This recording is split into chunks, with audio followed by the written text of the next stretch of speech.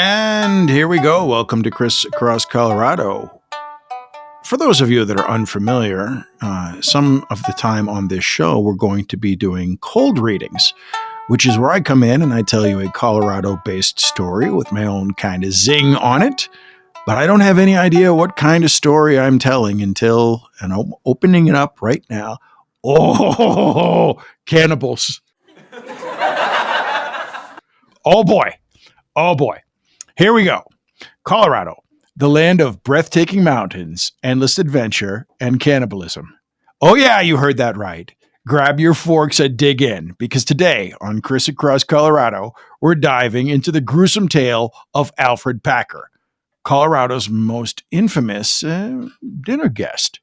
And trust me, this guy didn't just bring an appetite to the table. Let's get into it. No pun intended. Or maybe it was. Welcome to the San Juans, folks. Beautiful, rugged, and, in the winter of 1874, completely inhospitable.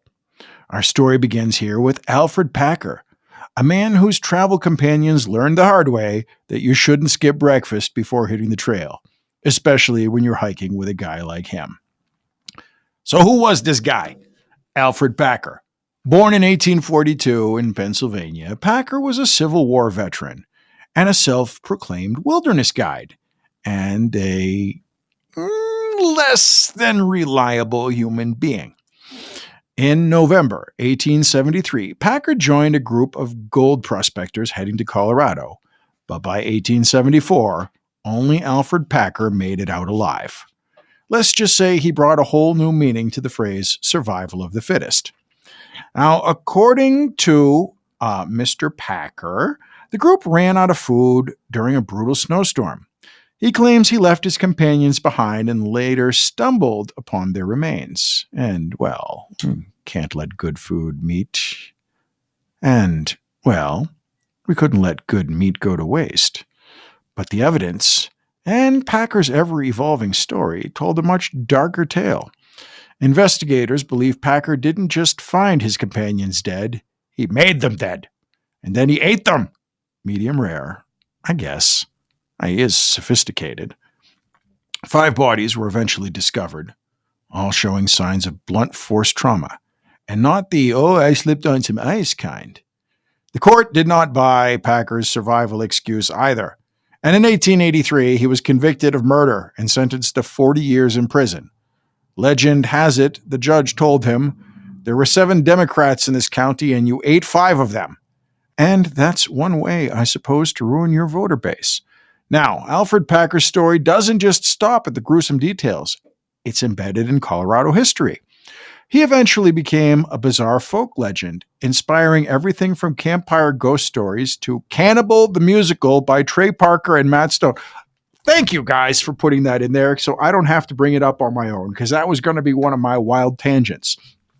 Trey Parker, who, if you guys don't know, these 2 guys eventually went on to make a little animated show called South Park that's been going on since I was a child, I guess.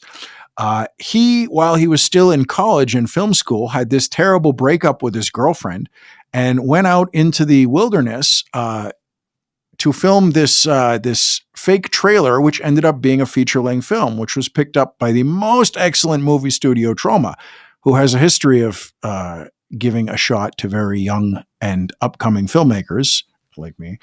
And a lot of what you will hear in the South Park, the voices and some of the crude-ass humor was originally in this Cannibal the Musical. So if you got time to sit through a 90-minute story, which is, again, a musical about all kinds of antics and shenanigans going on, you will see the genesis of South Park. But be warned, a couple of moments are a little bit of a hard watch.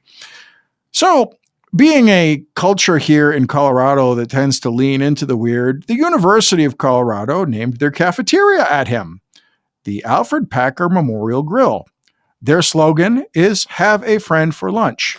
Can't make the stuff up, but if you're in Colorado, it's not really going to come as much as a surprise to you. Nothing says higher education like commemorating a man who made snack-sized portions out of his friends. But hey, the burgers there are great. Packer's tale remains relevant because it captures Colorado's harsh and somewhat trashy history, like the extremes settlers faced to survive in the wilderness. His case was one of the first instances of forensic investigation in the state, and it's a grim reminder to always pick the right travel buddies. Maybe even pack a few extra granola bars. One wonders, though, because when you think about cannibalism, all the famous cannibals like the Jeffrey Dahmers and the modern day cannibals come into play. But would he have been a person who did this of his own accord, or was it a move out of sheer and complete desperation? And I am reminded of a criminally underrated, excellent movie called Ravenous, which came out in the late 90s. Now, if you have not seen this movie, you really need to. It is amazing with these wild performances. And they essentially tell the story of a guy whose name is not Alfred Packer.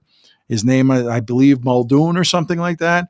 And he comes into a wilderness outpost searching for assistance because of a party that he was involved with. Calhoun, not Muldoon. Calhoun, he's called. And he leads them on this crazy adventure, and which somehow ties into the Native American or indigenous folks. I don't know what the appropriate thing is, so I'm just going to go with that. They have a legend called the Wendigo, and the Wendigo is a wilderness spirit that is, I guess, turned on by cannibalism. Anyway, do yourself a favor, watch Ravenous. But getting back to the story of Alfred Packer, whose story is somewhat based on that movie, but never mind, maybe respect the rugged beauty and danger of Colorado's wild past if there's some sort of moral to this story. Or maybe, like if you're going all pragmatic, it's best to bring a sandwich the next time you're hiking. Either way, Alfred Packer left his mark on this state in teeth. And now you know the story of Colorado's most infamous meal prepper. Until next time, I'm Chris. This is Chris Across Colorado, where we explore the good, the bad, and let's just say the hungry side of our state's history. See you on the trail.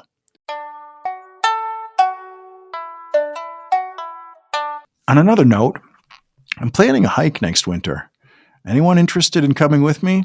Start eating now. I think, those extra calories that you're packing on over the summer could come in handy if anything should go wrong. Hike with heavier people. There's a lot more to go around when the shit hits the fan. Have a nice day, guys.